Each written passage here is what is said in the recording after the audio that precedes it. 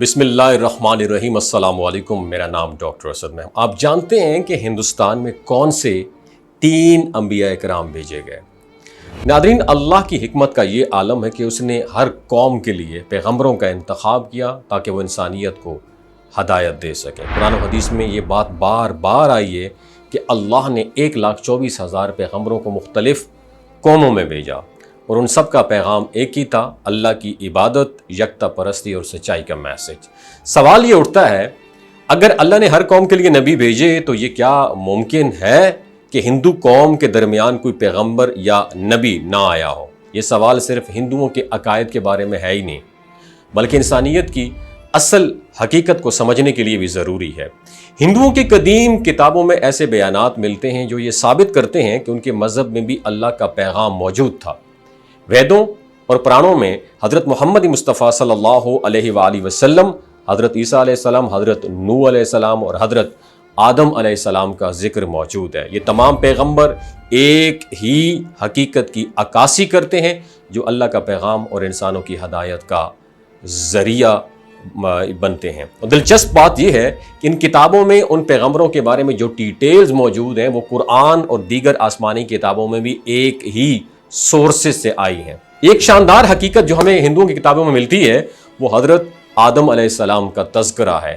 رگوید اور بھوشن پرانا میں حضرت آدم علیہ السلام کی تخلیق اور جنت سے زمین پر اتارنے کی کہانی کی تفصیل ڈیٹیل موجود ہے، اور یہ ڈیٹیل اس بات کی گواہی دیتی ہے کہ حضرت آدم علیہ السلام کا تعلق ہندوستان کی سرزمین سے تھا جہاں ان کا پیغام سب سے پہلے پہنچا۔ اور جب ہم آدم کے لفظ پر غور کرتے ہیں تو یہ سنسکرت زبان کا لفظ ہے جس کا مطلب ہے پہلا یا آغاز، اور یہ ایک بہت بڑی حقیقت ہے کہ حضرت آدم علیہ السلام کا پیغام اسی زمین پر آیا جو آج ہندو قوم کی مادر وطن ہے۔ ہندوؤں کی کتابوں میں ایک اور اہم بات یہ بھی ذکر کی گئی ہے کہ حضرت نوح علیہ السلام کا واقعہ بھی ان کی ویدوں میں کتابوں میں شامل ہے۔ نوحہ کے لفظ کا ذکر ہندوؤں کی کتابوں میں آتا ہے جو کہ کشتی والا کے معنی رکھتا ہے، اور یہی لفظ قرآن میں بھی استعمال کیا گیا، اور یہ ثابت کرتا ہے کہ ہندوؤں کی کتابوں میں موجود انفارمیشن اور قرآن کی تعلیمات ایک ہی حقیقت کی عکاسی کرتی ہیں۔ حضرت نوح علیہ السلام کی کشتی، سیلاب اور اللہ کی ہدایت کا واقعہ ان کی کتابوں میں ڈیٹیل سے درج ہے، جس سے یہ ثابت ہوتا ہے کہ ہندو جو مذہب ہے اس میں بھی اللہ تعالیٰ کا پیغام موجود تھا جو بعد میں مختلف شکلوں میں اس کو چینج کر دیا گیا۔ اور یہ حقیقت اور بھی واضح کرتی ہے کہ جب ہندوؤں کی کتاب میں کالکی اوتار کا ذکر دیکھنے کو ملتا ہے۔ کالکی اوتار وہ شخصیت ہے جو ہندوؤں کے عقیدے کے مطابق آخر کار دنیا میں آ کر ظلم و فساد کا خاتمہ کرے گا، اور اس کے والد کا نام وشنو اور والدہ کا نام سومتی جو ہے نا بتایا گیا ہے، جو ایک دلچسپ مماثلت رکھتا ہے کیونکہ حضرت محمد مصطفیٰ صلی اللہ علیہ وسلم کے والدین کے جو نام ہے عبداللہ اور آمنہ ہیں، اور ان کا مطلب یہ ہے کہ ہندوؤں کی کتابوں میں ان کو ذکر کیا گیا کالکی اوتار کے نام سے۔ دراصل حضرت محمد مصطفیٰ صلی اللہ علیہ وآلہ وسلم کی آمد کی پریڈکشن ہوئی تھی، اور یہ حقیقت ہمیں اس وقت اور بھی واضح ہو جاتی ہے جب ہم حضرت محمد مصطفیٰ صلی اللہ علیہ وآلہ وسلم کی تشریف آوری کے دور کا انالیسس کرتے ہیں۔ جب آپ صلی اللہ علیہ وآلہ وسلم مکہ کی سرزمین پر تشریف لائے اس وقت وہ معاشرہ ظلم و جبر سے بھرا ہوا تھا، اور بیٹیوں کو زندہ دفن کر دینا ایک روٹین تھی۔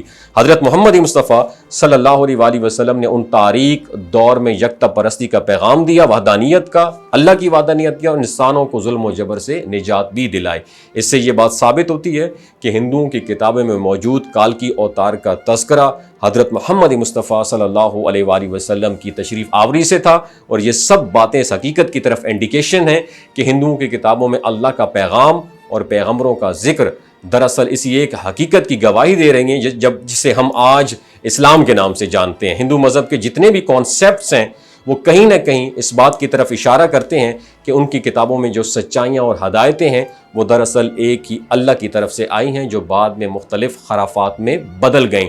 ڈاکٹر ذاکر نائک کو تو آپ جانتے ہوں گے، انہوں نے ہندو مذہب پر ریسرچ کی اور ان کی کتابوں میں موجود آیات اور تعلیمات کو اللہ کے پیغامات سے کنیکٹ کر کے ہندوؤں کو سچائی کی طرف رستہ دکھایا، اور ان کی یہ ریسرچ اس بات کا ثبوت ہے کہ ہندوؤں کی کتابوں میں موجود انفارمیشن کو سمجھ کر ہم دین اسلام کی سچائی کو اجاگر کر سکتے ہیں۔ آخر کار حضرت محمد مصطفیٰ صلی اللہ علیہ وسلم کے بعد دین اسلام کی تبلیغ کا کام آئمہ کرام اور اولیاء اللہ نے کیا۔ حضرت خواجہ معین الدین چشتی اجمیری رحمۃ اللہ علیہ جیسے بزرگوں نے لاکھوں نان مسلم کو اسلام کی طرف موٹیویشن دی، اور یہی ہمارا آج کا مقصد ہے کہ ہم بھی ایک شخص کو ہدایت دے کر اس کی زندگی بدلنے کی کوشش کریں، کیونکہ یہی ہمارے لیے نجات کا سورس بنے گا۔ اپنا بہت خیال رکھیے گا، نیچے کامنٹ سیکشن میں اپنا ایکسپیرینس ضرور شیئر کیجیے گا۔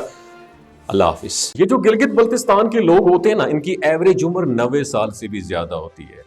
You know why? کیونکہ یہ لوگ شلجیت استعمال کرتے ہیں۔ شلجیت کے اندر 85 منرلز ہوتے ہیں۔ اگر آپ چیزوں کو جلدی بھول جاتے ہیں، مردانہ کمزوری محسوس کرتے ہیں، اولاد جیسی نعمت سے محروم ہیں، اور آپ سپرم کاؤنٹ آپ کے کم ہیں، ٹیسٹوسٹیرون ہارمون امبیلنس ہے، آپ سدا بہار جوان نظر آنا چاہتے ہیں، خون کی کمی کو دور کرنا چاہتے ہیں، ہڈیوں جوڑوں کے دردوں سے نجات حاصل کرنا چاہتے ہیں، موٹاپا کم کرنا چاہتے ہیں، تو ڈاکٹر اسد محمود کی پیور اینڈ نیچرل شلجیت ضرور استعمال کریں۔ ایک بات آپ نے دماغ کی کھڑکیوں کو کھول کے اپنی سننی ہے، ہمیشہ آرگینک اور قدرتی چیزوں کا استعمال کریں، کیمیکل والے فوڈ سپلیمنٹ خدا رہا استعمال نہیں کرنے۔ اگر آپ ڈاکٹر اسد محمود کی پیور اینڈ نیچرل شلجیت کو آرڈر کرنا چاہتے ہیں، نیچے دیے گئے نمبر پر واٹس ایپ کریں۔ 3 باتوں کا خیال رکھنا ہے: ہائی بلڈ پریشر میں مبتلا افراد، خواتین جو پریگننٹ ہیں، اور 15 سے 20 سال کی جو نوجوان نسل ہے جو غیر شادی شدہ ہیں، اپنے سیکشول پاور کو بوسٹ کرنے کے لیے استعمال کرنا چاہتے ہیں، تو ڈاکٹر کے ایڈوائس کے بغیر استعمال نہ کریں۔ باقی سارے لوگ بے دھڑک گرمی اور سردیوں میں استعمال کر سکتے ہیں۔ اپنا بہت خیال رکھیے گا۔ اللہ حافظ۔